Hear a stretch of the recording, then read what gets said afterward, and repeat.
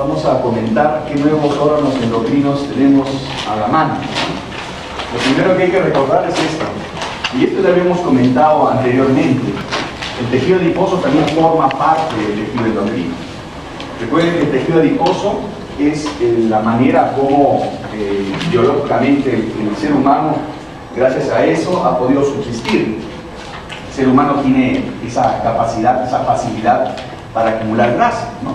Y ya lo hemos dicho la vez pasada, esa capacidad para acumular grasa. ¿Por qué? Porque retiene grasa y no retiene agua, cosa contraria con los carbohidratos, ¿no? Y las proteínas, ni hablar, no vamos a comparar la grasa con las proteínas, porque las proteínas no se almacenan. O sea, no hay un rol tan importante como la grasa. Lo que pasa es que hemos distorsionado el funcionamiento del tejido adiposo.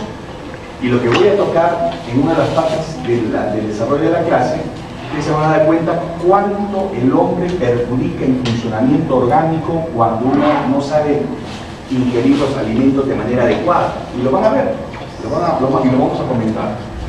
En relación al tejido adiposo, tradicionalmente ustedes han tenido este concepto, que es un lugar de almacenamiento de grasa, es decir, un lugar de almacenamiento de triglicéridos. Y eso es lo tradicional con respecto a la grasa que se va a acumular, ¿no? Pero es evidente que hay otras funciones que tiene la grasa, ¿no? Y eso se demostró porque sintetiza una serie de proteínas, citoquinas, hormonas, y las cuales participan en la regulación autocrina, paracrina dentro del propio tejido, pero también tiene efectos a larga distancia, ¿no? Tales como el músculo, el páncreas, el hígado y el cerebro. Es decir, el tejido adiposo es un tejido endocrino por excelencia, aparte de la regulación autocrina y paracrina. ¿Por qué? Porque actúa a distancia, produce una sustancia y actúa a distancia. Y esos órganos por los cuales se interrelacionan no solamente el músculo, el páncreas, el hígado, sino el órgano más importante, que es el cerebro. Entonces, eso es el nuevo contexto del tejido adiposo. Este tejido adiposo no es cualquier tejido adiposo. Por ejemplo, lo que le preocupa a las chicas, ¿cuál es la carne? Pero eso no debe preocupar desde el punto de vista metabólico, es una grasa que no perjudica, la que perjudica es la grasa de acá. Entonces no es lo mismo la grasa que está en las extremidades que la grasa que está en el abdomen. O sea, me refiero a la grasa visceral. Y cuando me refiero a la grasa visceral no me estoy refiriendo al subcutáneo, a la subcutánea, no me estoy refiriendo a eso. Me estoy refiriendo al epíplomo. Cuando ustedes hagan necropsia, o no han hecho necropsia, no han hecho patología, ¿no? Cuando hagan necropsia y tengan la oportunidad, y ustedes van a tener más oportunidad que cuando yo hice patología, de encontrar más gorditos, porque yo encontrar más desnutridos, ¿no? Ahora, ustedes encuentran gordos, van a hacer la necropsia, van a cortar, ¿no? Y sale la grasa así, la grasa así, como si fuera un trapo de grasa, ¿no? Ese es el epíplomo. Ese epíplomo es la grasa visceral. Entonces la grasa visceral es, digamos, tiene un enfoque especial en relación al tejido adiposo, porque estos nuevos conocimientos tienen implicancias clínicas cuando un individuo se excede de grasa. ¿Qué pasa cuando un individuo se excede de grasa? Se distorsiona la función endocrina del tejido adiposo. Y por supuesto eso nos ayuda a comprender muchos aspectos, entre los cuales está una de las patologías más prevalentes en la actualidad, que es la diabetes mellitus en relación a la resistencia a la insulina, que lo vamos a comentar. Ahora, esta grasa visceral normalmente tiene un patrón normal de secreción de citoquinas. Y ese patrón normal hay que reconocerlo, porque cuando se excede el acúmulo de grasa, ese patrón de secreción normal se altera. ¿Y por qué debemos conservar una cantidad de grasa determinada? Porque gracias a esa cantidad de grasa visceral, hay una hormona que lo vamos a comentar, tiene que ver mucho con la sensibilidad insulina receptor. Es decir, si yo mantengo un peso adecuado, se dispara esta citoquina y la insulina receptor actúa bien. Si yo me excedo, esa hormona disminuye y la insulina receptor no actúa. Miren, qué importancia es esto. Entonces, ¿y en qué momento en cada persona sucede esto? Es un gran problema. Porque no todos tienen el mismo umbral ante el cual hay esta distorsión de citoquinas. Unos con 5 kilos de peso ya están distorsionando. Otros suben 10 kilos de peso y no les pasa nada. Entonces ahí vienen las diferencias genéticas que hay entre personas. Entonces, el tejido adiposo como ustedes saben, está formada por células adiposas, o sea, los adipocitos. Y también hay un componente de estroma, pues es la parte vascular, en el cual residen los preadipocitos, ¿no? Que son los elementos primarios antes de formar el adipocito. Los adipocitos tienen un tamaño de 10 a 200 micras, ¿no? Son células redondeadas que contienen una cúpula lipídica que representa el 95% del peso celular y desplaza el resto de organelas hacia la periferia. Es la característica fundamental del tejido del adipocito. Entonces, recuerden que la grasa, cuando se acumula, ¿no? Esta grasa que se acumula en el abdomen, hay que diferenciarla, ¿no? Cuando el abdomen se hace prominente, no necesariamente es por grasa, ¿no? No necesariamente es por grasa, ¿no? Pero lo importante es que hay varios factores que pueden inducir a que una persona acumule demasiada grasa visceral o grasa abdominal. Por eso que ustedes van a ver en la práctica clínica que es muy importante la medición del perímetro abdominal. Porque el perímetro abdominal de alguna manera nos indica la cantidad de grasa visceral que tiene ese sujeto. Y es el único parámetro antropométrico que se relaciona a riesgo cardiovascular o riesgo metabólico de la persona. Entonces el tejido adiposo es un tejido necesario, pero en exceso va a causarnos patología. Ahora, hay dos tipos de tejido adiposo, ¿no? El blanco y el pardo. El blanco es el más abundante y es el mayor reservorio energético, o sea, el que tiene mayor cantidad de triglicéridos. Funciona como un órgano productor de sustancias con acción endocrina, paracrina y autocrina, especialmente el visceral. Pero también tenemos el pardo, el encargado de la termogénesis, de la producción de calor. Su color se debe a la gran cantidad de mitocondrias que tiene, ¿no? Las cuales expresan altas cantidades también de estas moléculas que son las llamadas proteínas desacoplantes, que son proteínas que desacoplan la fosforilación oxidativa, lo que produce liberación de energía en forma de calor. Esto es muy importante recordar porque el oso polar tiene mayor cantidad de grasa parda, por eso es que conserva mejor el calor, porque tiene más tipo de grasa parda que le permite gran cantidad de proteínas desacoplantes, y estas desacoplan la fosforilación oxidativa, y cuando pasa por la cadena respiratoria ya no hay acoplamiento del ADP para formar ATP, sino que la transferencia de electrones, esa energía, en vez de transferirse al ADP, se libera como calor, y eso es lo que hace la proteína desacoplante, desacopla la fosforilación oxidativa. Acá hay que agregar que hay tres tipos de proteína desacoplante. El más conocido es el tipo 3. ¿Y por qué es el más conocido? Porque el tipo 3 es dependiente de la hormona tiroidea. La hormona tiroidea activa la proteína desacoplante tipo 3 y eso hace que se produzca más calor y menos ATP. ¿Y cómo se expresa eso clínicamente en el paciente? El paciente tiene mucho calor, pero está cansado a la vez. Es el mucho calor y está cansado, es el reflejo lo que sucede en la cadena respiratoria, donde hay mucha liberación de calor, pero menos formación de ATP.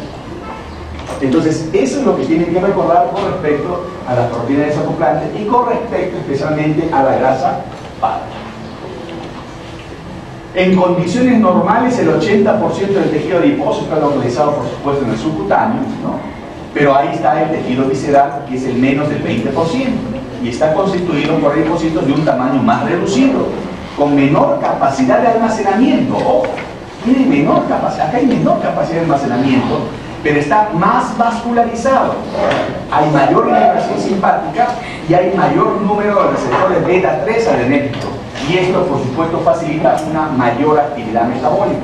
O sea, hay una razón por la cual metabólicamente es más importante la grasa visceral que los otros tipos de grasa. ¿Okay? Esa es la grasa visceral, o sea, el epíplomo, ¿no? Que se va acumulando y va protegiendo, teóricamente, como función importante, cubriendo las vísceras, ¿no? Bien, miren todo lo que produce las adipoquinas. Todos estos son adipoquinos, las citoquinas que produce el tejido adiposo. Comenzando por la más importante, la adiponectina, ¿no? Que tiene una acción vascular importante y cuya acción metabólica más importante es la insulinosensibilidad. Gracias a la adiponectina, la insulina puede actuar con facilidad con su receptor. Eso quiere decir que es una dependencia del receptor con insulina a las concentraciones de adiponectina. receptor de insulina requiere buena cantidad de adiponectina. ¿Y quién dispara la adiponectina? Es justamente el tejido visceral, la grasa visceral. Entonces, esta es la principal citoquina. Después vienen otras citoquinas que no son menos importantes, pero acá la vamos a señalar. Por ejemplo, el angiotensinógeno. Ustedes seguramente recordarán el angiotensinógeno, ¿dónde se produce normalmente?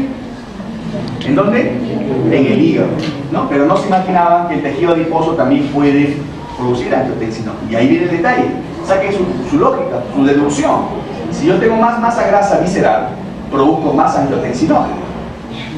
¿Y qué pasará con ese angiotensinógeno que produzco en exceso? Se convertirá en angiotensina 1. Claro, porque el angiotensinógeno es sustrato ¿de quién? De la renina. Y la renina actúa como una enzima prácticamente, convierte el angiotensinógeno en angiotensina 1. El efecto de concentración del sustrato activa la renina. O sea, el concepto básico, efecto de concentración del sustrato activa la renina. La renina convierte el angiotensinógeno en angiotensina 1. La angiotensina 1 va por el endotelio pulmonar y la enzima, ¿cómo se llama la enzima? Convertasa convierte la angiotensina 1 en angiotensina 2. Va hacia la suprarrenal, ¿hacia qué capa? ¿Qué capa?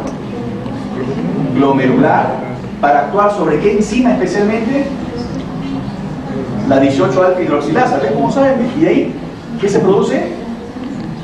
Aldosterona, ¿no es cierto? Y la aldosterona, ¿qué va a hacer en el túbulo contorneo distal, en el túbulo conector y en el colon? Reabsorber sodio. Y al absorber sodio, ¿qué reabsorbe? Agua. Y al aumentar el agua y el sodio, ¿qué aumenta? La volemia, ¿no? El volumen. Y al aumentar el volumen, ¿qué está aumentando? La presión arterial. Lo que han hecho en fisiología, supongo que han hecho presión arterial, gasto cardíaco por frecuencia cardíaca por resistencia vascular. Esa fórmula que ustedes saben. Entonces, al aumentar el volumen, aumenta la resistencia, ¿no? Aumenta la ley de Starling, ¿no? La expansión produce otra constricción, es la ley de Starling. Todos lo que han aprendido en fisiología, seguramente. Entonces, acá el angiotensinógeno es un factor importante y que tiene que ver con la hipertensión. ¿Me entienden? Ahora sí, la relación de angiotensinógeno con hipertensión, aparte de su acción vascular sobre todos estos elementos, especialmente con el óxido nítrico, colaboran pues a agravar más la presión arterial. La interleuquina 6 del mismo modo, ¿no? Que tiene que ver con la diferenciación de preadipocitos, ¿no? El PCR hepático, señal de traducción, gluconeogénesis, la leptina, que ya hemos visto, ¿no? Esta fue una de las primeras enzimas, hormonas descubiertas en el tejido adiposo. En realidad se descubrió en los años 70, inclusive antes, en el año 58, cuando yo nací, ¿no? En el año 58, recién estaba, pero no se llamaba leptina, porque decían algo se produce, algo. Y ahí fue cuando Kenny rescata esa teoría y en el 70 lo presenta en un congreso y le llaman loco. ¿Cómo se te ocurre que el tejido adiposo va a producir algo? Es algo inerte. Eso es lo que era la concepción antigua, ¿no? Entonces, la leptina, ustedes saben que tiene que ver con la saciedad, ¿no? Y esta leptina también tiene que ver con el tono simpático, ¿no? Tiene que ver con la lipogénesis, el aumento de la lipolia, insulinoresistencia. La leptina es la hormona de la saciedad. Después tienen estas citoquinas, ¿no? Antiagregante plaquetario y también el factor de necrosis tumoral, y también tienen la resistina. Esta es la que nos crea problemas. Estas dos. La resistina se produce en cantidades muy bajas en el tejido adiposo. Cuando el tejido adiposo visceral aumenta, la adiponectina disminuye y todas las demás aumentan. Miren, o sea, el patrón normal de secreción de citoquinas es que haya una mayor concentración de adiponectina y una menor concentración de la resistina y las otras citoquinas. Cuando el individuo va aumentando de peso, la adiponectina baja y la resistina y sus compañeras comienzan a subir. Y ahí viene el problema. Y ahí viene el problema porque eso ocasiona resistencia a la insulina. Y al haber resistencia a la insulina, ustedes ya van a aprender que sucede una serie de alteraciones metabólicas que impiden que la insulina cumpla con su rol, y por supuesto eso se traduce clínicamente en muchos aspectos en el paciente. ¿De acuerdo? Bien, acá está la adiponectina, no se olvide. es un agente sensibilizante entonces de la insulina, se produce en el adiposo, especialmente en la grasa visceral, ¿no? Tiene que ver con la disminución de la inflamación vascular. La adiponectina es una citoquina buena, disminuye el flujo de ácidos grasos libres, ¿no? Disminuye la producción de glucosa, ¿no? Aumenta la insulinosensibilidad, también no solamente en el hígado, sino en el músculo. O sea, la adiponectina facilita el trabajo de la insulina y facilita el metabolismo de carbohidratos. Bien, el tejido adiposo, cuando está en cantidades, digamos, normales, ¿no? Produce mayor cantidad de adiponectina. Pero cuando el individuo comienza a excederse, digamos, en grasa, ingerir más grasa, ¿no? O digamos, producir más glucosa hepática, lo cual sucede cuando hay más carbohidratos, el adiposo comienza a acumularse. Y cuando se acumula, se distorsiona el patrón de secreción de citoquinas que tiene el adiposo. Y cuando se va acumulando, sucede un hecho muy importante. Se infiltran los macrófagos. O sea, cuando uno va acumulando grasa, se va infiltrando los macrófagos. Y eso agrava la secreción anómala de citoquinas que tiene el adiposo.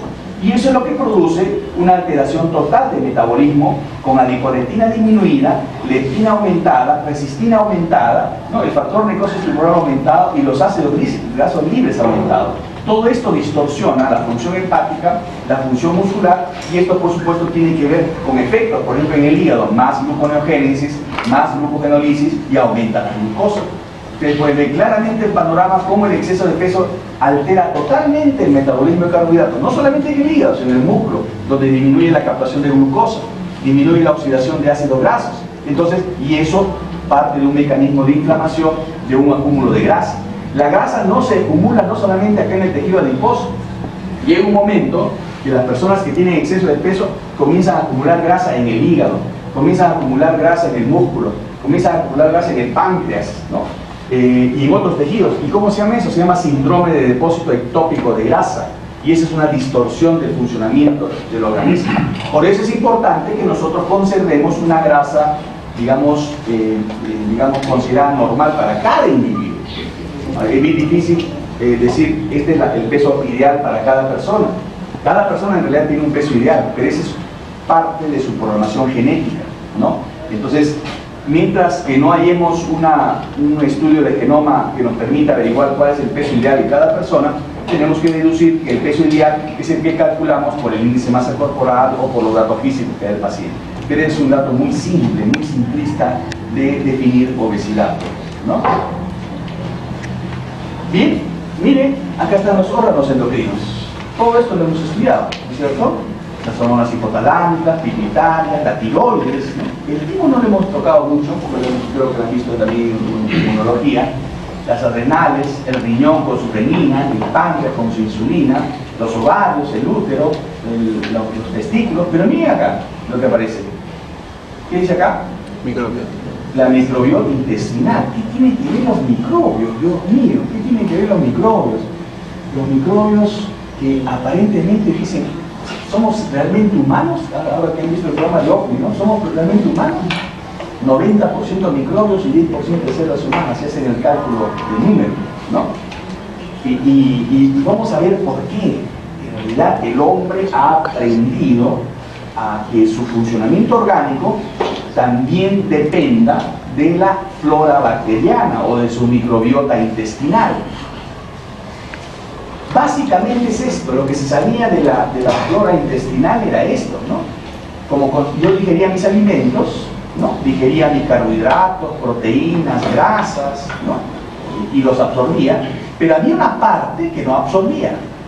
Y esta parte que no absorbía, ¿no? De carbohidratos especialmente, o de residuos de proteína, pasaban al colon, no todo se absorbía, un resto, 1%, 2%, pasaban al colon, donde por oxidación de la flora bacteriana estos componentes producían diferentes sustancias.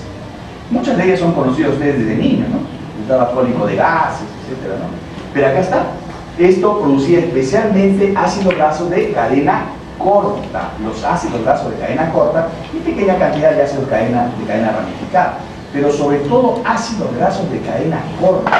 ¿Y por qué es esta formación? Porque ustedes tienen que recordar que si el enterocito, la principal fuente de energía del enterocito, ¿qué cosa es? ¿Un aminoácido, una glucosa o un ácido graso? Un aminoácido. La principal fuente de energía del colonocito, ¿cuál es? ¿Un ácido graso, un aminoácido o una glucosa? Un ácido graso de cadena corta. Así es. El ácido graso de cadena corta es la fuente principal de energía del colonocito. Por eso lo absorbe. Pero no solamente eso, se absorbe también a la circulación general. Y eso es lo que no se sabía. Creía que el colonocito se quedaba con todo el ácido graso de cadena corta. Respecto a los ácidos grasos volátiles como fuente de energía, pero no se sabía que también otras sustancias se absorbían y pasaban a la corriente sanguínea y se iban a otros lugares de la economía orgánica. Ahora se sabe que la microbiota produce una serie de metabolitos que semejan hormonas. ¿Por qué semejan hormonas? Porque la microbiota, al utilizar esos nutrientes que deja el intestino delgado, los oxida y produce una serie de componentes, muchos de ellos conocidos por ustedes, que van a la sangre y interactúan en otros tejidos, ¿no? Estas señales, ¿no?, son secretadas en el lúmen intestinal, transportadas hacia la barrera epitelial, ¿no?, y por supuesto van hacia los diversos órganos, incluido el cerebro, ¿no? Entonces, y esto es lo interesante. Esto nos permite comprender que el funcionamiento cerebral depende de la oxidación también de la microbiota, y no solamente por supuesto hay una serie de factores, pero eso, si ustedes se ponen a pensar, digo, ahora sí entiendo por qué cuando como alguna cosa no solamente me da dolor de barriga, sino que de repente me da dolor de cabeza o tengo náuseas, ¿no? Una serie de elementos que se producen como consecuencia de la oxidación de la microbiota.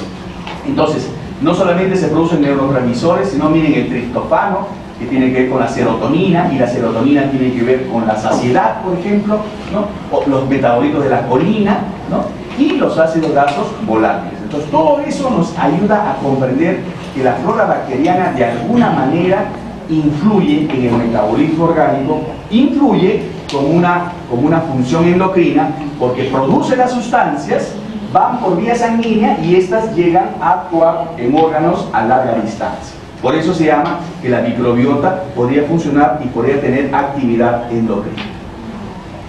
Y este es un aspecto muy importante de este trabajo de investigación. Miren, estas son ratas, ¿no?, libres de gérmenes, ¿no? Entonces, a esta rata, ¿no?, que le da una dieta occidental, ¿no?, una dieta alta en grasa, alta en azúcar, ¿no?, y miren qué es lo que pasa, ¿no es cierto? Se altera la microbiota como consecuencia de este tipo de dieta. Esta recibe pues una dieta más sana y no pasa nada, ¿no?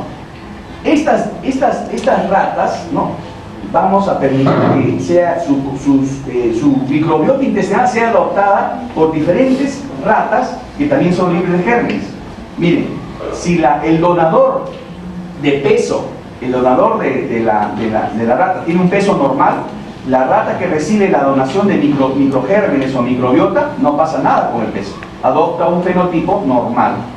Pero si el donador tiene un exceso de peso, dona una microbiota intestinal que es parecida a esta y hace que la rata libre de gérmenes engorde. Por otro lado, si la rata recibe un donador procedente de una rata que se desnutrió, también la desnutrición provoca una microbiota totalmente diferente a la obesa y totalmente diferente a la normal. Y miren cómo la rata se desnutre.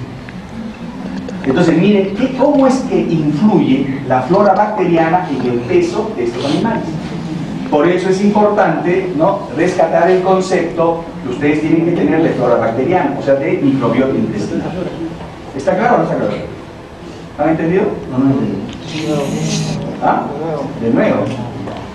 Miren, cuando se somete a un animal libre de gérmenes a una dieta alta en grasa, alta en azúcares, ¿no?, la flora bacteriana recibe digamos, un crecimiento de gérmenes que ya les voy a decir cuál es, determinado.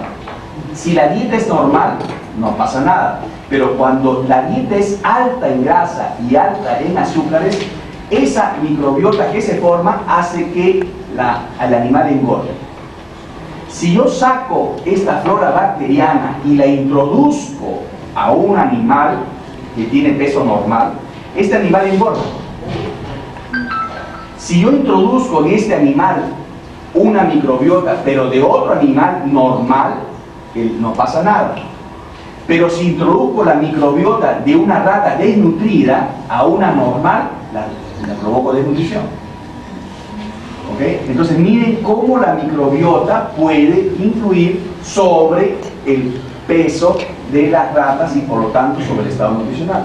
Por eso es que en humanos se sabe que la flora bacteriana del obeso es diferente a la flora bacteriana del desnutrido y es diferente a la flora bacteriana del normal, del individuo normal. ¿Por qué? Porque esa flora bacteriana ejerce algún papel. ¿Cuál es ese papel? Miren, por ejemplo, los lipopolisacáridos derivados de la microbiota intestinal pueden actuar como un factor detonante de inflamación ante a una obesidad inducida por una dieta alta en grasa. ¿Qué es lo que hace la flora bacteriana? Eso libera lipopolisacáridos, disminuye este factor de inducción, factor adiposo de inducción de grasa, ¿no?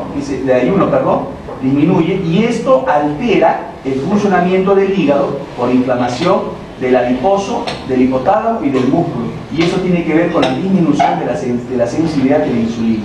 Entonces, miren, esta flora bacteriana produce estos componentes y altera el funcionamiento orgánico. Y esta inflamación explica por qué la insulina además no actúa sobre su receptor. Y eso provoca pues todo lo que ustedes van a aprender con la resistencia a la insulina. Por eso se habla de mecanismos probables que ligan a la microbiota a la obesidad. Y estos son los microbios, miren. Cuando hay una dieta, o sea, una dieta alta en grasa, esto induce cambios importantes en la microbiota. ¿Qué disminuye? Disminuye el Bacteroidetes filum, esto principalmente. ¿Pero qué aumenta? El Phenotypes filum, especialmente estos. Este aumenta y este disminuye. Esto es lo que sucede en una dieta grasa.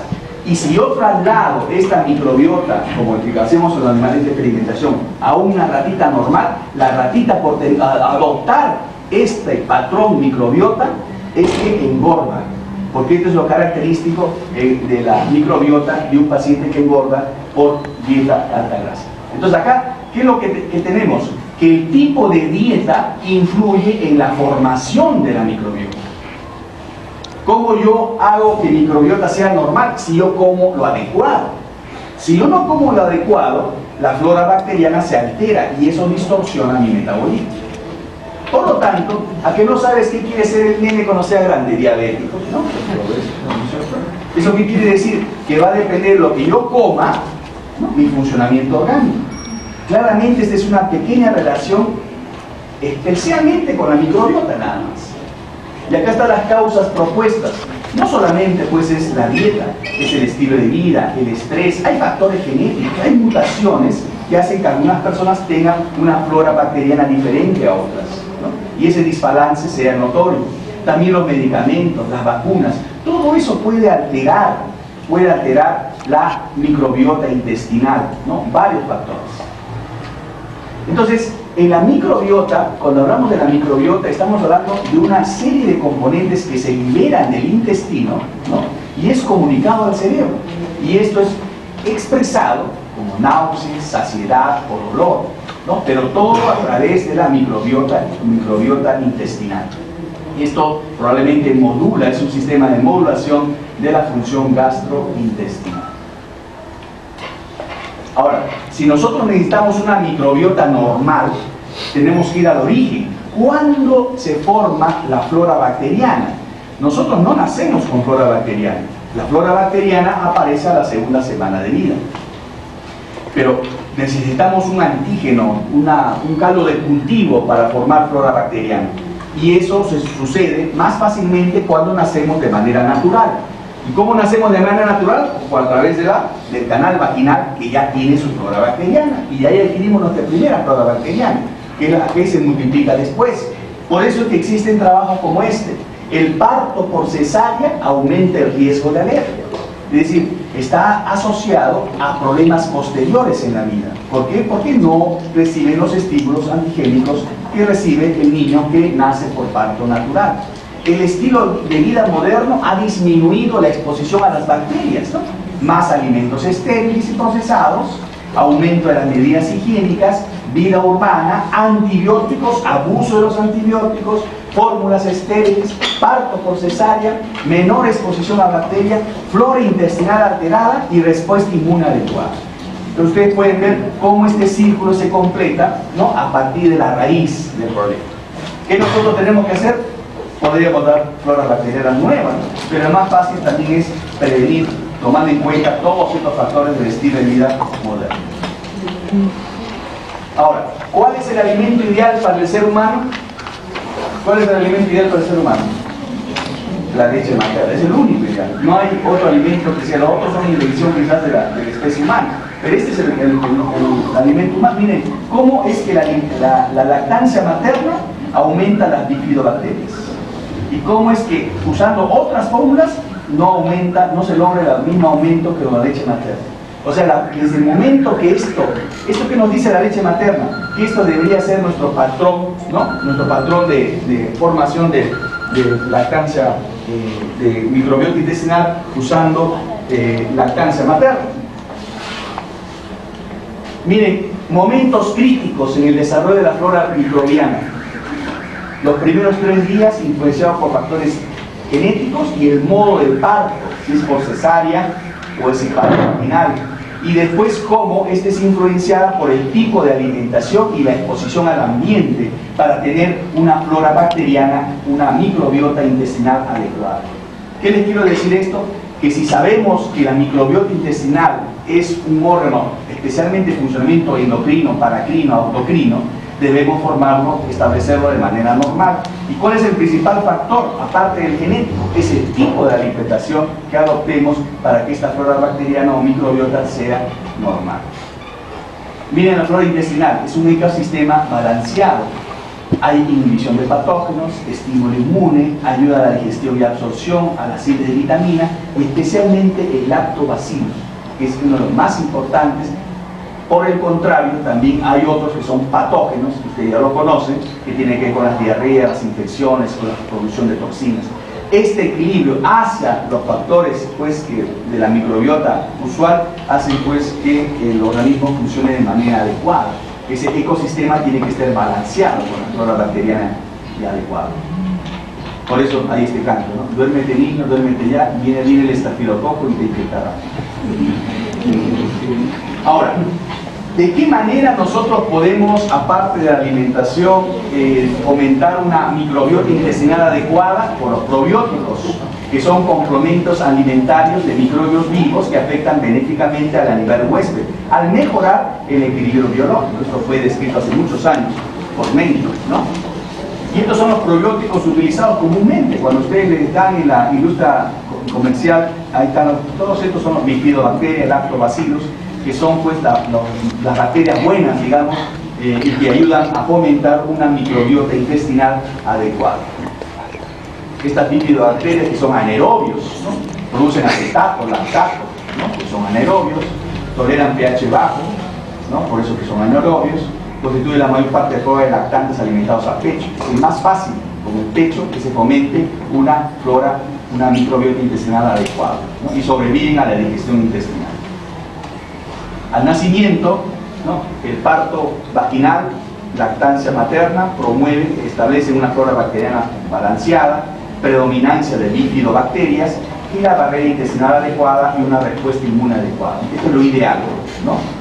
Sin embargo, cuando hay otros factores, cesárea, fórmulas infantiles, abuso de antibióticos, medio ambiente, impide el establecimiento de una flora bacteriana balanceada y la predominancia de bifidobacterias, y por lo tanto no se forma una barrera intestinal adecuada ni tampoco una respuesta inmune adecuada.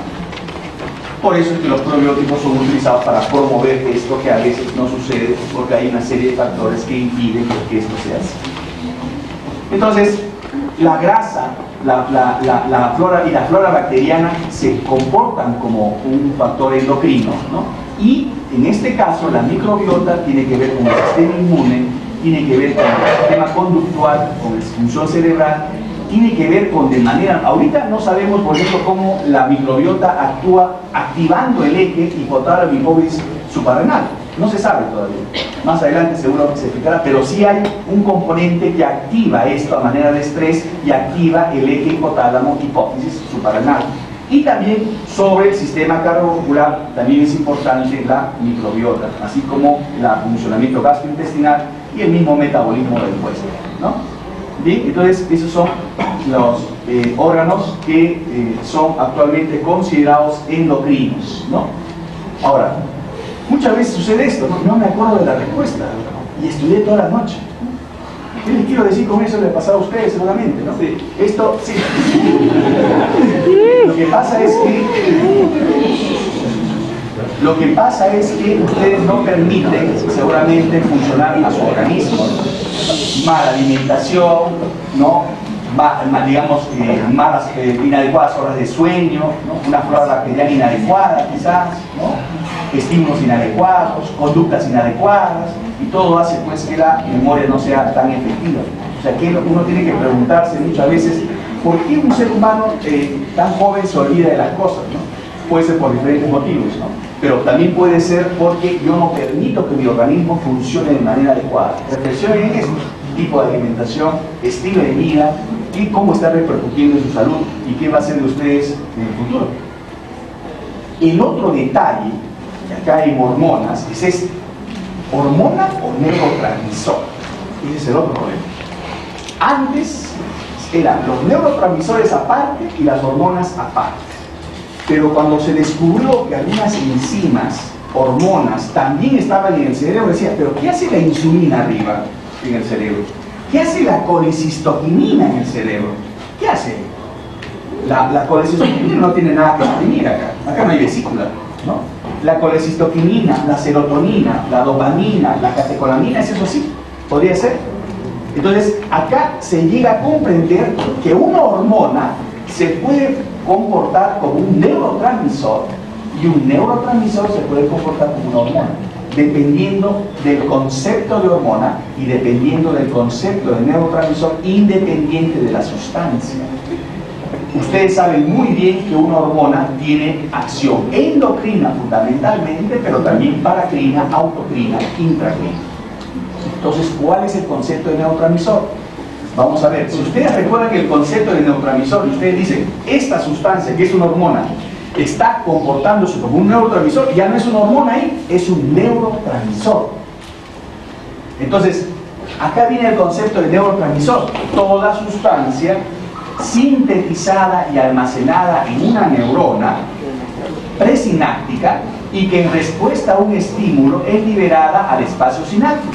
Reacciona con los receptores de membrana postsináptica, provocando un cambio bioquímico, y finalmente son inactivados por reabsorción y por efecto de enzimas específicas. Este es el concepto. Si una hormona actúa así, entonces está actuando como un neurotransmisor. Propiedad de los neurotransmisores: liberación de una neurona presináptica, primero. Segundo, identidad de acción: debe producir efectos idénticos a lo del estímulo presináptico. Y tres, un efecto pasajero, cosa que no sucede con una hormona. ¿Cuáles son los pasos en la formación de un neurotransmisor? Primero, la síntesis. Sintetizados en su mayoría a partir de aminoácidos que circulan en la sangre y que pasan la barrera hematoencefálica siendo captados por ciertas neuronas, donde sufren un proceso de oxidación de tipo enzimal. Primer paso. Segundo paso, almacenamiento. Se almacenan en el interior de vesículas sinápticas, donde son protegidos de la desaminación neuronal. Tercer paso, liberación. Los neurotransmisores almacenados en la neurona presináptica se liberan ¿a dónde? Al espacio sináptico, ¿no? Y entonces transmiten así el impulso nervioso. Cuarto, interacción con los receptores. Una vez liberados, ¿no?, los neurotransmisores deben acoplarse a receptores, ¿no?, pero que están en la neurona receptora, en la célula receptora, de la presináptica a la postsináptica. Esa es la interacción con los receptores. Y quinto, recaptación o inactivación enzimática, que son los mecanismos de regulación de la concentración de los neurotransmisores en el espacio sináptico, que se refiere a procesos por los cuales el neurotransmisor ingresa de nuevo al interior de la neurona presináptica, pues nuevamente captado, o de lo contrario sufre un proceso de degradación en el espacio sináptico. Esos son los 5 pasos por los cuales se forma un neurotransmisor. Y acá lo ven: síntesis, ¿no? Acá almacenamiento, liberación hacia el espacio sináptico, y acá la concentración va a depender de la recaptación de la neurona presináptica o de la interacción con el receptor, o finalmente de la inactivación enzimática que sucede en el mismo espacio sináptico. Entonces, este es el comportamiento de un neurotransmisor. Si ponemos ejemplos, acá tenemos la acetilcolina. ¿A partir de qué? De la serina. La serina se convierte en etanolamina, y esto, por supuesto, la colina más acetilcolina, ¿no? Ahí forma la acetilcolina, ¿no? Entonces esta la acetilcolina por encima, perdón, y acá forma la acetilcolina, que se libera al espacio sináptico, donde interactúa y transmite el mensaje de la neurona presináptica a la neurona postsináptica. Acá, por eso se llaman estas vías colinérgicas, donde el neurotransmisor es la acetilcolina. Lo mismo podemos decir del triptofano, ¿no? El triptofano es captado, se convierte en 5-hidroxitriptamina, y esto es captado en los somas y son liberados al espacio sináptico, ¿no? Es decir, la serotonina o 5-hidroxitriptamina se libera igualito, el mismo mecanismo, es recaptado, ¿no? Interacciona con el receptor o es degradado o inactivado, en este caso por la monoaminooxidasa, y degradado totalmente esta 5-hidroxitriptamina o serotonina.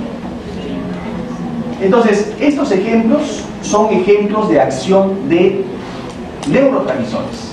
Acá ustedes pueden ver, miren cómo esta tirosina es captada por las neuronas, se forma dopa por la tirosina hidroxilasa, y después la dopa descarboxilasa forma dopamina, y esta, gracias a una dopamina beta-hidroxilasa, forma noradrenalina, y esta noradrenalina puede ir hacia el espacio sináptico y seguir los mismos pasos que suceden con todo neurotransmisor que pasa al espacio sináptico.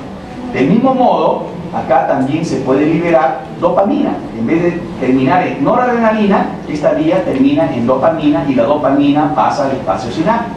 Esta es una vía dopaminérgica y esta es una vía, ¿no?, noradrenérgica, ¿no? Por eso se habla de vías serotoninérgicas, dopaminérgicas, noradrenérgicas, dopaminérgicas, o sea, según quién es el neurotransmisor.